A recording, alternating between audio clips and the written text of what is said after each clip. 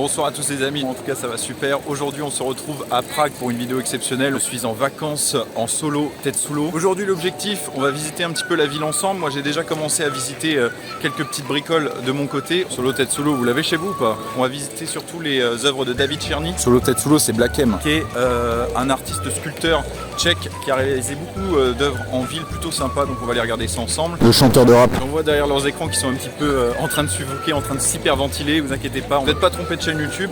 On va bien évidemment tester des bières tchèques et voir un petit peu ce que ça vaut.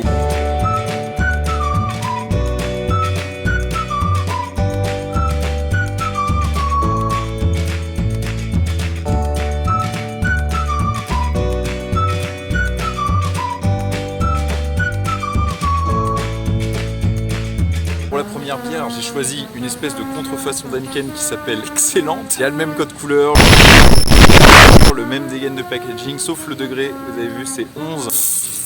Ok, on voit que la mousse est impeccable. Aujourd'hui les amis, on n'a pas prévu de boire beaucoup de bières en Tchéquie parce qu'elles sont très fortes et que du coup elles mettent minables. Et le but, ce n'est pas de mettre fin à ces jours, ça c'est pour la vidéo de la semaine prochaine.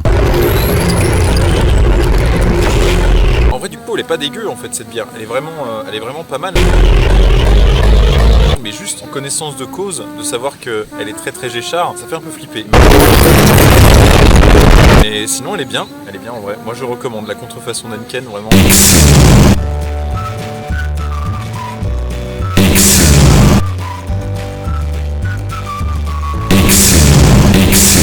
Ok, on se retrouve sur l'île de Kampa. C'est ici que se trouve une des œuvres de David Černý, qui sont des gros bébés de bronze ici que je trouve super stylés. Qui s'appellent également des Mimika. On trouve un petit peu partout dans Prague.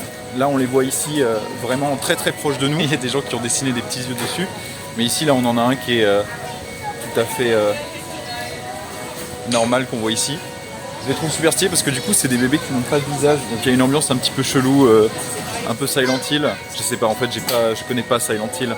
Mais venez les fans de Silent Hill, venez sur la chaîne, moi je vous aime bien. Et donc en fait le truc qui est intéressant c'est qu'en fait on en trouve vraiment partout.